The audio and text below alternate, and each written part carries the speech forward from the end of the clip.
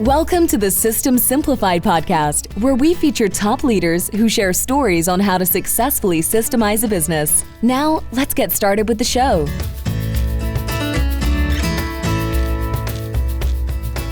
Hello, Wendy Klevit here, the host of the System Simplified podcast, where I feature top founders, entrepreneurs, and thought leaders about systematizing a business. And today's episode is being brought to you by Business Success Consulting Group, where we create, document, optimize, and implement processes and procedures so businesses can grow and thrive. And I'm very excited about today's guest. So Damion Lupo. Hi, Damion. Hey, Adi, how you doing? I'm doing great. How are you doing? I'm doing awesome. That's great. Of course you are, because now I'm going to introduce you and people will understand why you're doing awesome. Because you have, this is going to be a conversation about resilience, about motivation, about making it go right, about not conforming to any system, but to show people how success is possible. And innovation is definitely going to be some of the things we're going to talk about. I'm looking forward to it. Super excited. Yeah, totally. All right. So here is, listen to this, listeners. This is amazing. So Damion is a seasoned entrepreneur, and he launched and grown over 70 companies from 0 to 100 million through a remarkable 25-year journey. So you are a prolific author, 12 books, right? That's right. Amazing. 12 books. And you are celebrated for your extraordinary achievement in building multiple companies and that reached 7, 8, and even 9-figure valuations. You had a very significant setback when you were 30. And we're going to talk about that and how it shaped your career and who you are. But you have resilience and determination, and you use that in order to, would you say, reinvent yourself, rebuild yourself, just basically get out. You were basically experiencing homelessness and you were able to, right? Legitimately. Yeah, I was homeless for a period of time. And it's sort of interesting because that led to one of my books called Reinvented Life. And that was part of the process. Absolutely. But then you were able to turn it around, and you were able to rebuild your wealth to over 9 figures, which is amazing. It's just absolutely amazing. And you are a driving force in transforming the retirement landscape with your groundbreaking retirement system. And you're also revolutionizing the home and apartment construction industry with your pioneering work with FrameTec. So it's going to be a great conversation. So tell us a little bit about the background. How did you get started? And the setback that you experienced, and how did it lead to where you are today? As an entrepreneur, oftentimes we just get super excited. There's these different profiles, personality profiles. Certain people are very fast starters. Some people are very detail oriented, and I've got both parts of my brain, which is very strange. I can do details, I can do spreadsheets, I can create computer code, and I can also do vision. And I'm very fast at starting things. So it's a very strange combination, but I would call myself a mudslinger over the last 30 years, 35 years, starting businesses, because I always look and I just naturally see problems. And I don't just see a problem and bitch and complain about it. I see a problem and I see an opportunity, a business, because there's always, when you're solving problems, that's what entrepreneurs do. We solve problems, we create value. It's the opposite of what government does. It literally creates problems and doesn't really solve them. So it's been interesting, the whole process of, there's a problem. For example, I started a bookstore in college in my dorm room, and it's because I thought everybody was being overcharged. This idea of gouging, corporate gouging that's kind of floating around there in society right now. I sort of laughed because I didn't really complain about it. I just found a solution, and I liked the solution. The solution paid for school in about a week, but they did throw me out of school. They said, you can't have a bookstore here that competes with the bookstore and puts them out of business. And I said, well, yeah, but they have a monopoly. And so that was one of the things I did. I ended up realizing that really wasn't for me, the whole college thing. And I said, I'm going to go start something. I'm going to create something that's merit based, not I have 14 degrees. My dad was he was a prolific degree collector. He had several degrees from college, and it was interesting because that was what he talked about, and he was really proud of that. I think a lot of people are. For me, I was proud of results, and I kept pushing because inherently that's what I needed. That's what my soul needed. It needed to go out there and create value, do things for other people, and so the first iteration or the first phase of that, the first 10 years was really going out and doing a lot of real estate, and it was a lot of fun, made a lot of money, became a multimillionaire. And I also became so egotistical, thinking that I was 10 feet tall and bulletproof, that fortunately, I say this now, fortunately, 2008 became a really useful experience of being humbled and crushed and shown that my purpose here on earth is not to just consume and make a bunch of money for me. It's to serve as many people as possible. And I needed to go through that, lose $25 million, be homeless. And that was an incredibly important part of the journey that I think most people are probably fairly afraid of, that they don't want to go bankrupt, they don't want to lose, and so they play so safe. And ultimately, that's the way that we get to the end of life, where we tiptoe safely to the end, and then we say, "Oh, damn," and we have this regret that we didn't really go for it. So I'm grateful that happened early, and I'm hopeful that people will start to think about taking some steps that may end up not working, but they'll end up growing instead. Absolutely. Absolutely. And then you reinvented yourself, basically. You got out of it, and now you have your business. So tell us about this revolutionary retirement plan. So in 2012, I wrote this book called Reinvented Life, and I started thinking about how can I serve people. That was like a playbook on what to not do and what to do. It was a reflection on this period of time. And over the next couple of years, I was thinking a lot about what to do. And then I had this experience of my father getting very sick and passing away, and really watching what he had done. He played by the rules, had his retirement account in the military, and ultimately died basically broke. And I saw that, and I realized, there's a lot of people, probably the vast majority of people, don't have money or enough money, and they don't really know what they're doing, and they're just hoping they don't run out of money before life. And so I said, I bet that there's something I can do here. And I learned about the whole area of retirement accounts and the ability to self-direct them. And I dug into it, and I started reading a lot of tax code, which if you have insomnia, or, it's a really great process to knock yourself out. So I read a lot of tax code and ended up realizing that there was this niche that really wasn't talked about. It was there for people had self-directed IRAs and things, but it wasn't really mainstream, and people weren't using this the way they could. And the way that they were using it was really pretty bad. And so I said, all right, I'm going to build something, and I think the market's going to want this, because the market is lost and the market is basically enslaved by the money system. And so I built the EQRP company around the idea that if you give people control and you build a community and you educate them, then they can do a lot better than just handing their money over to a financial advisor that doesn't care about whether they win or lose, because the advisor always wins. The advisor always gets the 1 or 2%, and it doesn't really make any difference if somebody's money doesn't grow or doesn't keep up with inflation.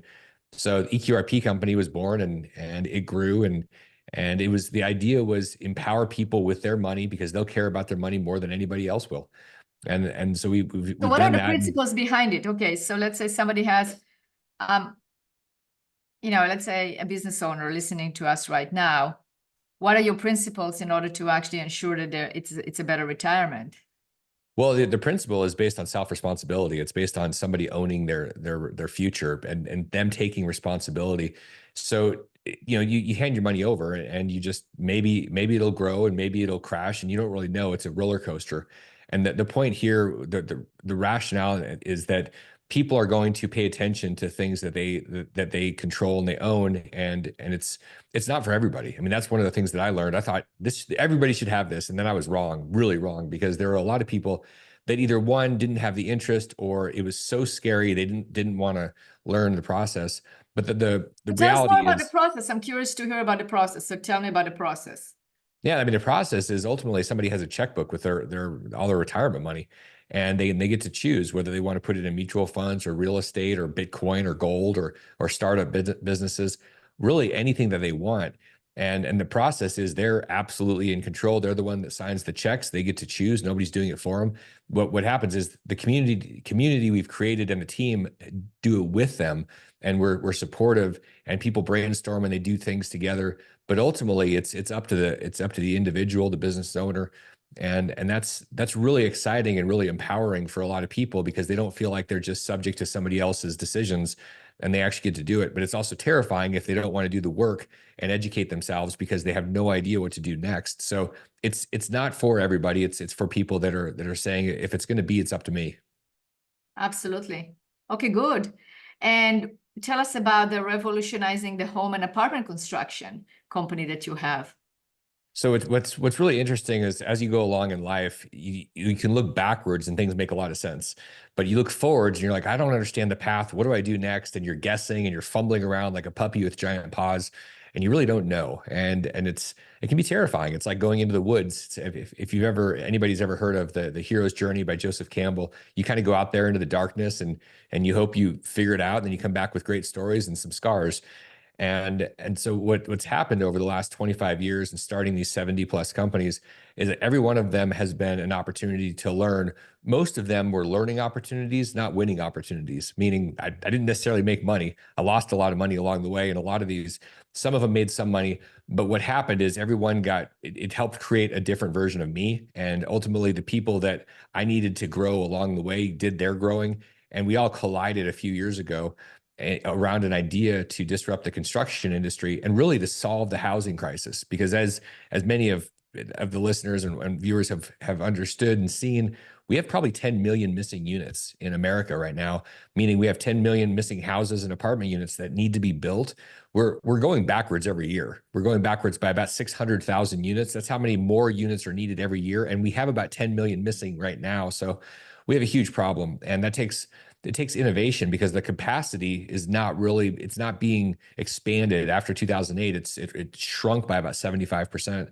So this idea of FrameTec was, we have a problem. Here's a solution to build the framing for houses and apartments, and we can do it in a radically different way using automation and innovation. And what it does is it creates a 10 times better product, 4 times faster, with 90+% less waste. So we're doing something completely different, and it produces thousands and thousands of units, these houses. And this is the bottleneck in construction. It's the framing, it's the bones of houses and apartments. And we do it in a manufacturing plant. We've built our first plant. We have our second one that's under construction. And these are planned to go across America to deliver the framing. It's a vertically integrated framing company. So we take plans for houses or apartments, and then we actually build all those bones, the components, the trusses, the floors, in a plant. And then our team goes and puts them on site and puts them up. And in a matter of 2 to 3 days, we deliver a framed house to a builder, a developer, which is normally a multi-week process. And we do it it's better quality, and it doesn't actually cost anymore. So that FrameTec is literally the future of business and in construction, and the way we're building it, the culture, it's really the future of business in general. And it's interesting, the premise of this show about systems and organization and things, like just the way that I remember you saying the title, and I was thinking about it, that hit me. It's really hard to take something complex and simplify it. It's really easy to take a simple thing and complicate the crap out of it.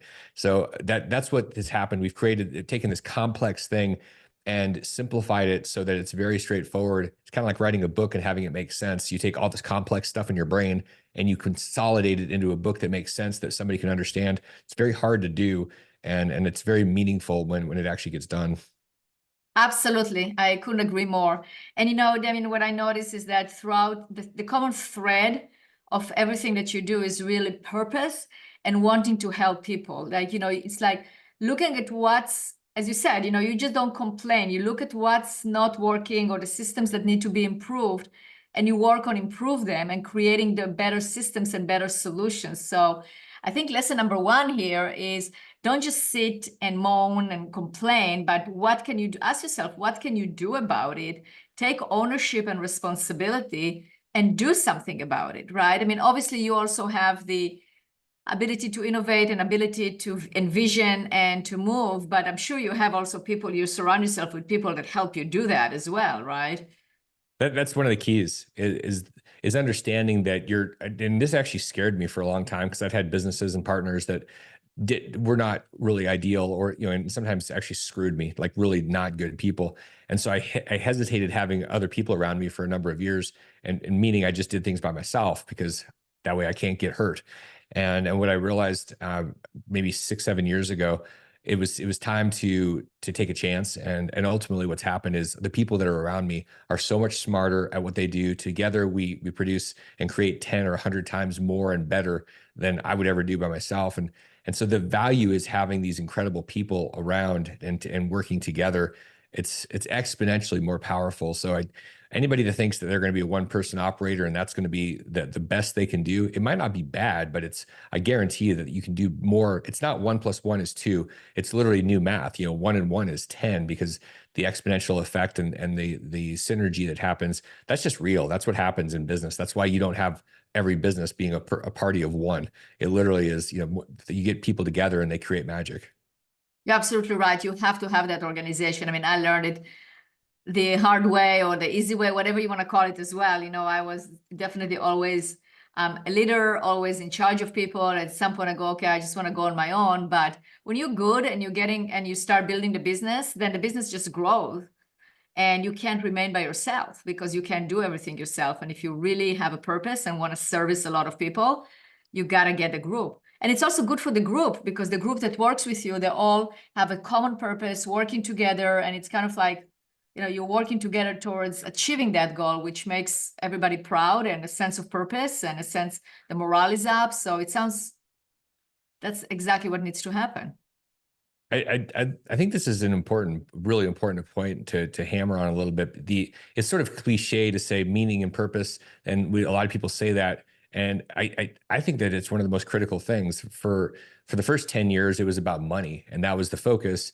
And money is important, but money should be a side effect of something meaningful. Because if you're just you're not here as a money bee.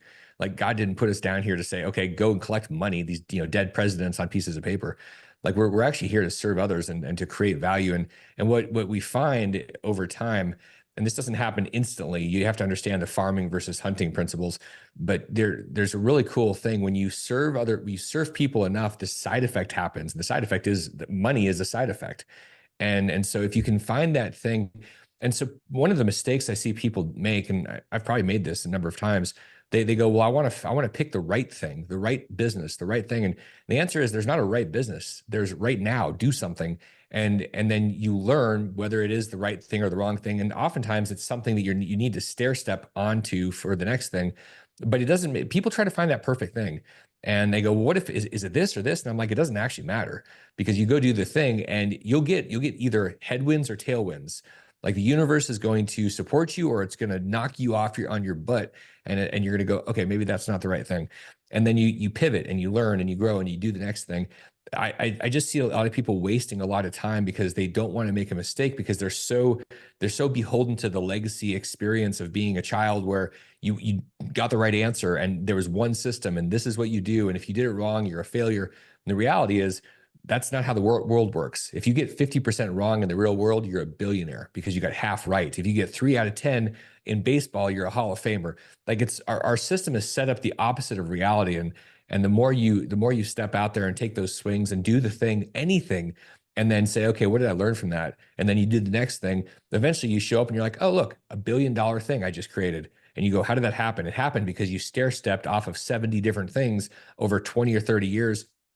And if you're smarter than me, which it's not that hard, you learn from other people that have done it and don't do it all yourself. I just did too damn many things myself, thinking, oh, and I learned from a lot of people, but you can compress timeframes if you learn more from other people and then use that with your own experience and take your ego out of it. My ego probably cost me 10 years easy, just because I thought, oh, I'm so smart. And the reality is, there are a lot of other people that are way smarter than me that I can leverage from and learn from. Absolutely. Absolutely. And that is so well said. So to summarize, you have to have a purpose. You have to be behind that mission. You have to communicate that mission to your team. You have to build a team of people that can support you. That's another thing. You choose the right teammates that basically are around you and support you. And as you said, implement the systems, make things simpler, not more complex, reduce it to simplicity, create systems, communicate those systems to your people, and then together you can operate as a group. I mean, that is really, I think that is the formula for success. Yeah, and what something that I think I've noticed this, and it's kind of like people that say I have a business. Okay, first thing I need to do is get a really cool business card and stationery, and they spend all this time and they try to systemize too early. And so they don't actually understand if the market cares, if anybody likes what they're selling, or if they're good at it, or anything. And so there's an appropriate time. Building systems too early is an easy way to think that you're doing something effective that is not really relevant. Systems are meant, my opinion, they're meant to be built around something that the market wants and needs and has told you. And then it's meant to really scale and have consistency, but it's very easy to get to do that in the wrong order. And just like when people have gone through business and built a lot of businesses, they say, okay, here's how it's set up. And there's a rationale for saying, okay, I want to build this structure to start with. But I think entrepreneurs in general get that wrong because it's a safety net. They say, oh, I'm just going to go build a bunch of systems and I'm going to get a bunch of business cards and have a website. And then 6 months later, they're out of money and they wonder what happened. It's like they actually never went to see if the market cared. That's absolutely true. The market research and the surveys and figuring out, like, you have to have somebody that people, again, it's the mission, the purpose, the wanting to help, but you can want to help, but you have to make sure that what you are helping with is something that is needed. So I agree with you 100%. Damion, this is amazing. If people want to get a hold of you, read your books, find out more about you, how can they do that? Best place to dive in is turnkeyretirement.com. And that's the place where I consolidate what I'm thinking, and I have some really cool downloads people can grab. They're basically the books, the ebooks and videos of teaching about how you go from where you are to a place where you've literally got a turnkey retirement, and utilizing a lot of the tools that I've built in the companies and just ideas from experience. So you're taking 10 or 20 years of my experience and you're consolidating those into a number of hours, which I think is a pretty good proposition considering it's my gift. So I would go to turnkeyretirement.com and download those things and compress a couple of decades into a couple hours. Absolutely. Absolutely. And I highly recommend to our listeners to do that. And we're going to include it in the show notes for easy reference. So all you need to do is click on that link and download and study it, look at it, use it. Damion, thank you so much for being a guest on this podcast. This was an amazing conversation. I learned a lot, and I'm sure our listeners learned as well. So thank you. Thank you very much, Adi. I appreciate it.